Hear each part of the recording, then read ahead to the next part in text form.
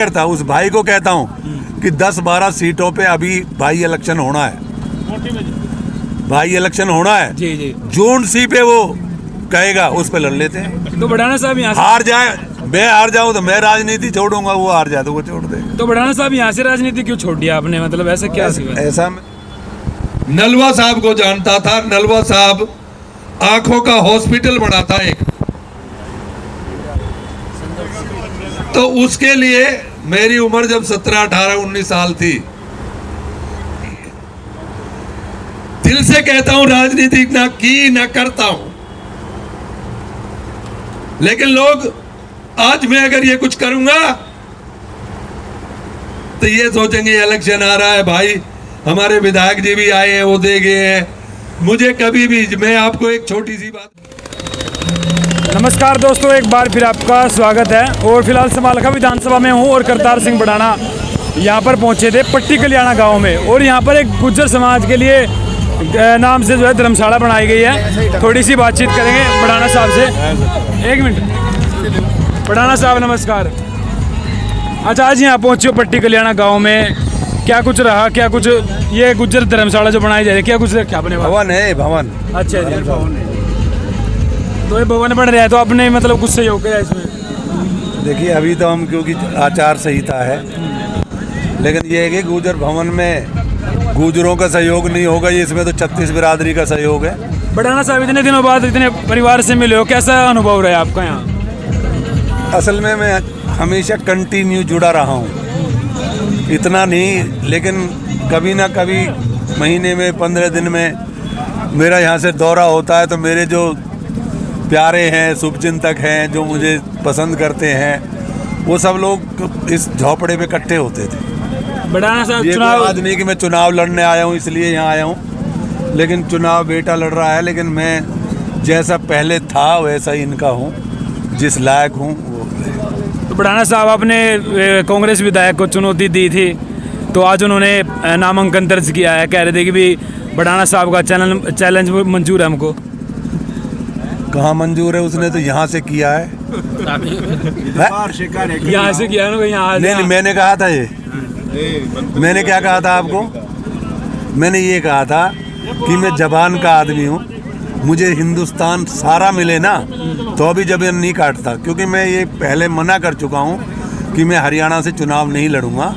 उस दिन भी मैंने कहा था, मैं आज भी चैलेंज नहीं करता, उस भाई को कहता हूँ कि 10-12 सीटों पे अभी भाई इलेक्शन होना है, भाई इलेक्शन होना है जी जी। जून सी पे वो कहेगा उस पे लड़ लेते हैं। तो बढ़ाना साहब यहाँ हार जाए, मैं हार जाऊं तो मैं राजनीति छोड़ूंगा, वो हार जाए तो वो छोड़ दे। तो बढ़ाना साहब यहाँ से राजनीति क्यों छोड़ दिया आपने, मतलब ऐसा क्या हुआ? ऐसा मैं कुछ भला बहुत बड़ा करना चाहता था हरियाणा के लिए, लेकिन वो एक मेरी प्रपोजल थी, वो नहीं चली, इसलिए मैंने छोड़ा। इसलिए था कि किसी को ये ना लगे कि मैं हरियाणा के जन बच्चे के लिए कुछ करना चाहता था। तो मैं राजनीति इसलिए छोड़ी थी कि इनको ये ना लगे कि मैं राजनीति कर रहा हूँ, इसलिए मैंने अपनी जबान से कह दिया कि भाई मैं खुद इसका भागी नहीं बनूंगा, इलेक्शन नहीं लड़ूंगा। तो बढ़ाना साहब, आपका तो बड़ा एक्सपीरियंस रहा चुनाव लड़ने का, अभी विधानसभा समालखा का क्या अंदाजा है आपका कि बीजेपी के झोली में डाल लोगे सीट? देखिए, मैं पहले भी आपको बता चुका हूँ कि ये इंसानों का काम नहीं है, ये जो चल रहा है ना, ये इंसानों का काम नहीं है, ये राजनीति नहीं है, ये कर्मों का कर्ज है। और जो उसने लिख रखा है ना, भाई मेरे से अगर कर्ज उतर जाता ना तो मेरा बेटा ना आता, लेकिन पता नहीं इनका कितना लंबा कर्ज है, उसे वो चुका जाए। मैं ये भगवान से प्रार्थना करता हूँ कि मैं नहीं चुका पाया, पर वो जरूर चुका दे, वो अपने बच्चे के लिए ना छोड़े। लेकिन ये अटल सत्य है कि मेरी जनता का प्यार, मेरे लोगों का प्यार और परमात्मा की इच्छा यही है कि मालिक ने चाहा, जो लेके आया है, अगला विधायक मनमोहन बढ़ाना होगा। वाह जी, ये मैं आपको दे बढ़ाना देता साहब ने।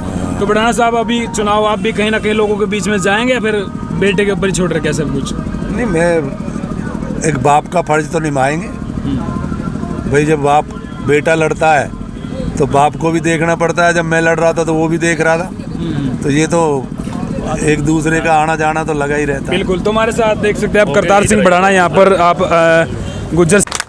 और जो स्टेज की तरफ मेरे भाई बड़े हैं तो मस्तक झुका के, और हम उम्र है तो मैं हाथ जोड़ के प्रणाम करता हूँ। और इधर जो भगवान बैठे हैं उनके भी चरणों में मस्तक झुका के प्रणाम करता हूं।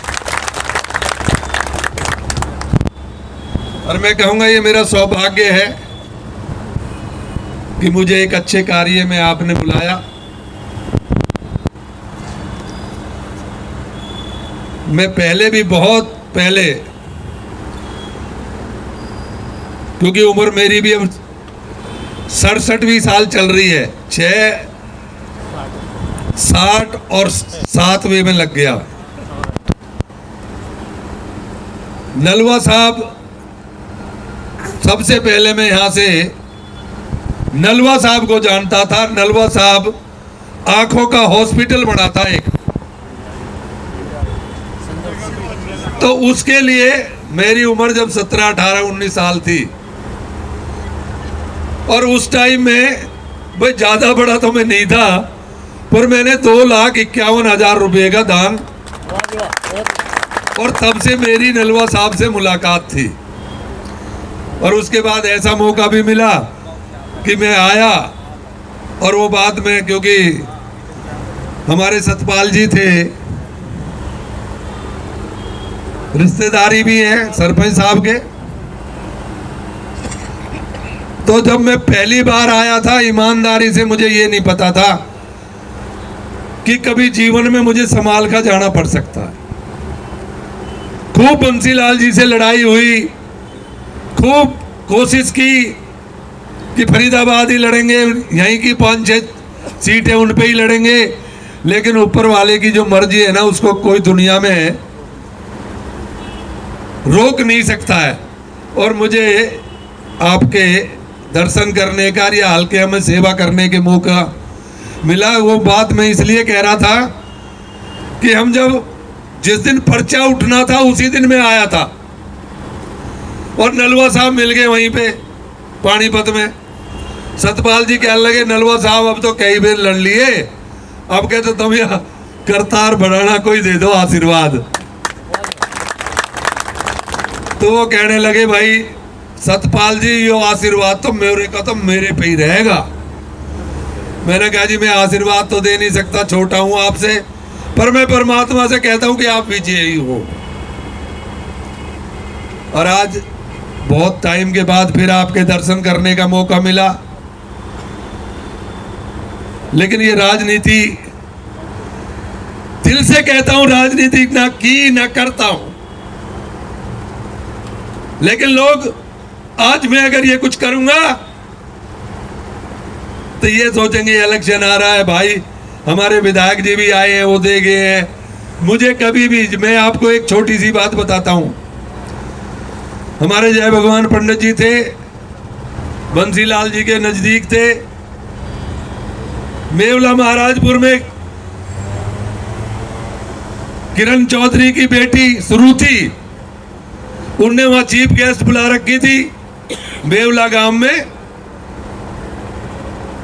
प्रोग्राम था कबड्डी का, तो वो चीफ गेस्ट थी, मैं भी गया था। तो सुरुथी ने 5100 रुपए दान में दिए। जब 5100 उनने दिए तो मैंने 5,000 दिए, एक ऊपर नहीं दिया। क्यों? कि उनका सम्मान रखना है। उन्हें 5 दिए हैं, वो मेरे सीनियर है वहां पे, वो चीफ गेस्ट है, उनसे ऊपर 1 रुपया नहीं दिया मैंने।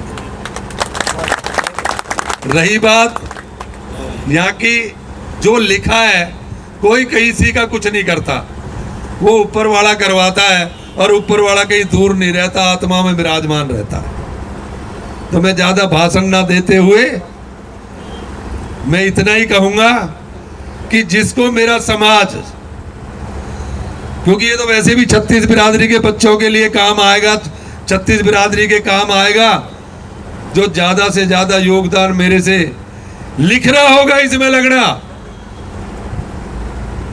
जब लोहे की जरूरत पड़ेगी तो लोहे में मदद करूंगा, जब सैंड की जरूरत पड़ेगी तो सैंड में मदद करूंगा, और जब राज की मजदूरी देनी होगी तो उसमें भी मदद करूंगा, और जो मेरे हिस्से का लिख रहा होगा वो मैं जरूर करूंगा। तो ज्यादा कुछ ना कहते हुए, मैं किसी राजनीतिक वजह से नहीं, क्योंकि ये समाज का काम है।